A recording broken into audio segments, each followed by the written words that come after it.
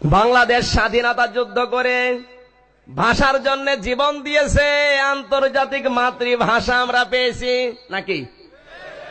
21শে ফেব্রুয়ারি যার জন্য পালন করা হয় সারা বিশ্বে, পৃথিবীতে আজও কোন জাতি প্রমাণ দিতে পারেনি যে ভাষার জন্য জীবন দিতে পারে মানুষ, অথচ বাংলাদেশের মানুষ সেটা করে দেখিয়েছে। কথা বললে না কেন? যার জন্য আমরা একটা দিবসই বানিয়ে পালন করছি। সারা বাংলাদেশের কাজকর্ম ওই দিন সবই বন্ধ। আমার কথাগুলো আপনি বোঝেন। এদেশে কি আলেম কম আছে? বড় বড় আলেম আছে এই দেশে। আপনি আবার অন্যদিকে নেবেন না। বিবেকের কাছে বলছে লক্ষ লক্ষ মানুষ তোরাগ নদীর তীরে ভারত থেকে আলেম এসে কেন উর্দুতে মোনাজাত করা হয় বলেন? বাংলায় মোনাজাত করলে আমার আল্লাহ বসবে না? এই কথা বলেন না কেন? যে ভাষার জন্য আমরা জীবন দিলাম ওই ভাষা দিয়ে কেন মোনাজাত হবে না? কেন উর্দু ভাষায় মোনাজাত হয়?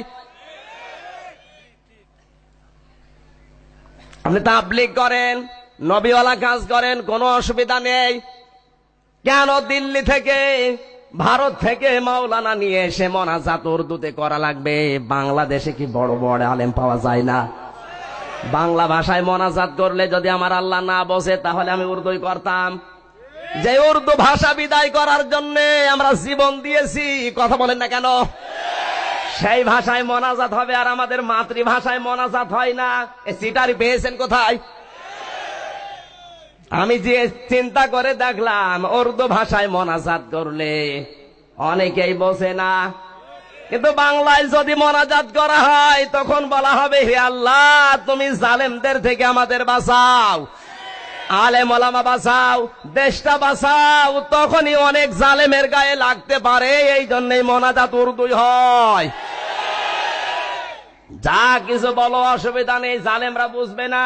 আশা করছি আগামী থেকে যদি বাংলাদেশে কোন জায়গায় মোনাজাত হয়, আমাদের মাতৃভাষা যদি আল্লাহ বোঝে যার জন্য আমরা জীবন দিলাম, অবশ্যই মোনাজাত আমার আল্লাহর কাছে বাংলায় করা দরকার।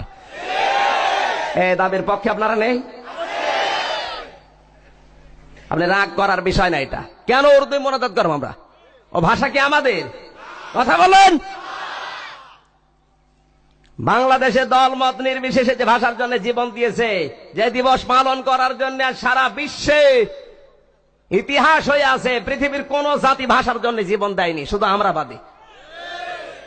সেই ভাষায় মোনাজাত না করে যা বিদায় করার জন্য জীবন দিচ্ছে সেই বিতাড়িত ভাষা দিয়ে মোনাজাত করা হয়। আল্লাহর খলিফা যারা দাবি করছেন, এ সমস্ত ওয়াজগুলো আজ আমরা শুনেছি। নতুন নতুন কথা লেসানের বহু বচন আলসিনা এলবোনা দিয়েছেন আল্লাহ, রং ঢং দিয়ে, জহব্বা উল্টা পাল্টা করে, সুর দিয়ে এমন কায়দায় কথাগুলো মানুষকে বলে, মানুষ মনে করে কোরআনে আছে। আল্লাহ বলেন অমা হুয়া মিনিং দিল্লাহ, ওরা আল্লাহর নাম নিয়েই বলে, অথচ এই সমস্ত কথা কোরআনে আমি আল্লাহ দেইনি। এ মানুষগুলো যা বলে আমার সম্পর্কে, ওরা জানে যে আমরা মিথ্যা বলছি, বানিয়ে বলছি, তারপরেও বলে। বাংলাদেশে দুই একটা বক্তা যদি এরকম থাকে, আপনি ওর ওয়াজ শুনবেন কোন কায়দায়? আল্লাহর নিষেধ, সূরা আলে ইমরান ৭৮ নম্বর আয়াতে কথা বলছেন না কেন? এজন্য যারা শুনতে এসেছেন, যা শুনবেন কোরআন দিয়ে, হাদিস দিয়ে, কারণ কোরআনের মতো হেদায়েতকারী কিতাব পৃথিবীতে আসে নাই, কিয়ামত পর্যন্ত আসবেও না। আল্লাহ আমাদেরকে সঠিকটা বোঝার তৌফিক দিন, জোরে বলেন আমিন।